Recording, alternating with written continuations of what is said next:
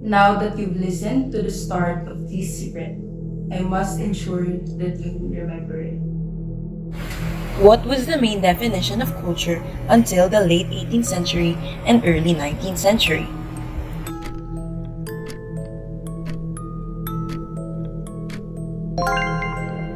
Correct ka dyan. What language borrowed the use of the word culture from the French language and used for the spelling culture from the late 18th century that turned to culture from the 19th century?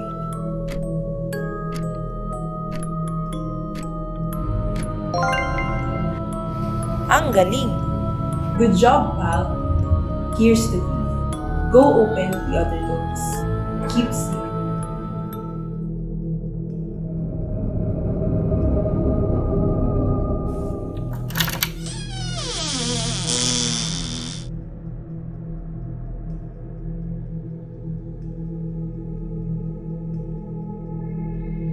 Good day, Percy. You must have opened the first door. Can you tell me why are you here? I will when I have to. Let's get going. What did you do? You'll find out later.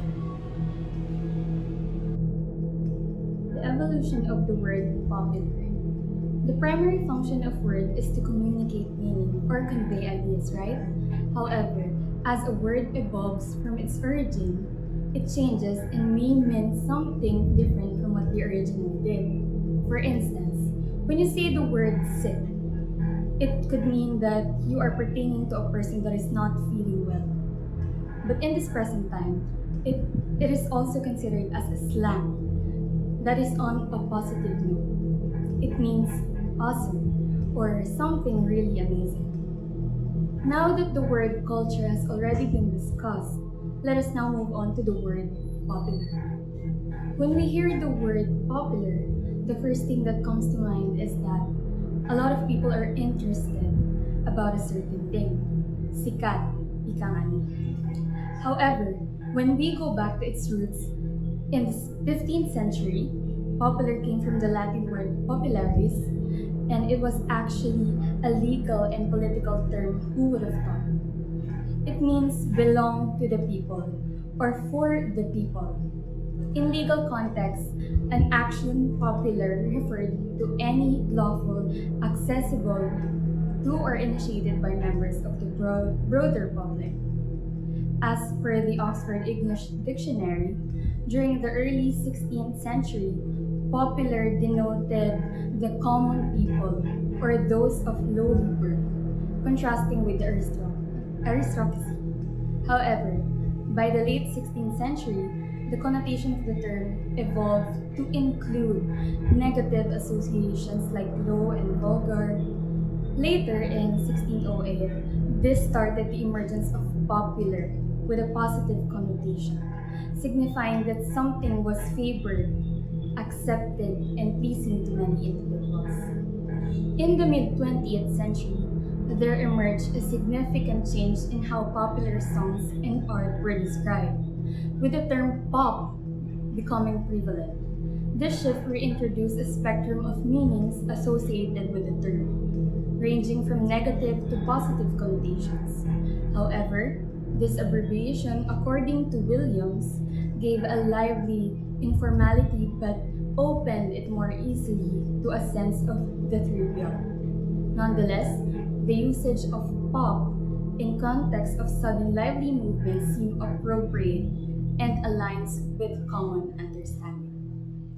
This book, written by Raymond Williams, breaks down the idea of capturing and understanding the various meanings of words, as well as the connections people make between them. People often use words in different ways, and these different meanings can be explicit or clearly stated, or implicit or implied, referring to something that is understood but not described clearly or directly, and often using implication or assumption. The term popular and culture are both intricate and dynamic, having evolved over time to changes in societal values and perspectives.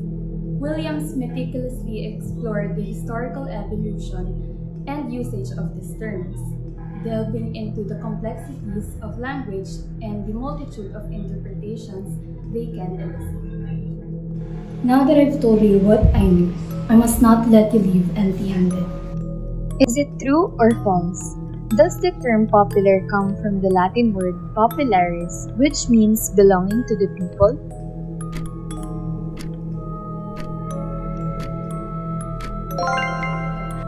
You are absolutely right. Is it true or false? The term pop emerged in the 15th century to describe popular songs and popular art.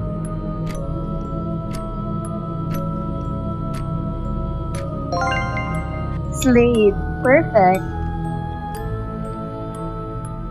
You got it. Here's the key. Now go open the other doors. Be safe.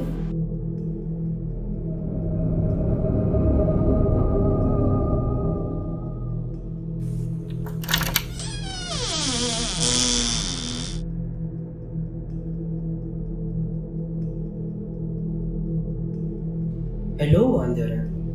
I commend you for reaching this far. Why is this happening? Answers are revealed through listening. When will I know? Just wait and see. After discussing the meaning and the definition of pop and popular and culture, let us now proceed to the factors of popular culture. Number one is media or mass media. These are the tools for developing and deepening popular culture. Popular culture cannot be popular without mass media qualities such as broad reach, particularly the underclass and people living in rural areas which cannot access various information without mass media. The fundamental purpose of media is to reach a wide range of audiences in terms of disseminating information in an equitable manner, entertainment, social trends, and assessing people by delivering factual and reliable information that is not subjective. Radio is a transistor used to convey a message from sender to its receiver without proper visualization. It is a sound wave communication only to program music, news, stories, and etc. In June 1922, 350-watt stations owned and operated by an electrical supply company and organized by an American, Henry Herman, who introduces the radio in our country, were given temporary permits to set up stations in Manila and Pasay. The next example of mass media is the television. In contrast to radio, TV gives more visuality to the audience eye. It is about transmitting moving images and sounds that people might have fun with. In the history of television, it is first started as the BMW or the black and white, but with the help of technology and innovation, different era have passed and the color doesn't hurt our eyes anymore. Following by comics. Comics are forms of visual storytelling that consist of images and text to deliver narratives, ideas, and emotions. The first Filipino comic strip was Kenkoy by Antonio Velasquez. Later on, during Marcos regime, comics have also been used by different government organizations to provide developmental messages.